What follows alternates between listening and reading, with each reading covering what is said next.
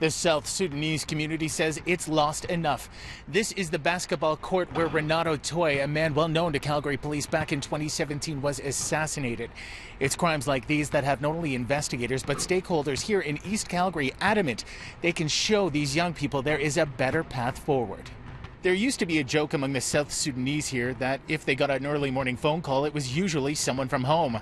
That's unfortunately changed for many mothers in East Calgary. They now worry it could be the police. What goes through the mind is that the crimes are horrible. They're not something that any family should deal with. In fact, the crime don't just affect the family or the members. It affects the community, it affects the neighbors, and it affects the Calgary as a whole.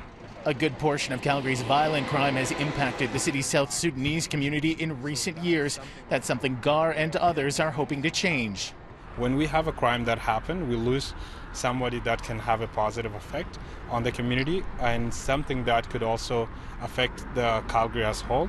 After burying several of their young people, they started holding barbecues, raising money along International Avenue. They've created at least one scholarship for young people with a goal of adding more.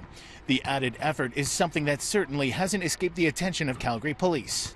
They've come by and we've had meetings, we've had conversations surrounding some of these issues, and we've come up with some initiatives, sometimes their initiatives, sometimes things that we can bring along to help some of these youth. And while they've noticed they are losing less youth, Gar says their efforts won't stop here. There's always that hope, and I think dreams always build the hope. So our dreams is to encourage those youth to do whatever successful endeavor they become, but whatever they become, to have a ripple effect and to come back and contribute.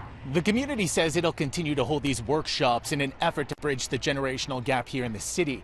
In the meantime, they're hoping these young people will realize they can live the Canadian dream without having to live a life of crime. In East Calgary, Ian Campbell, City News.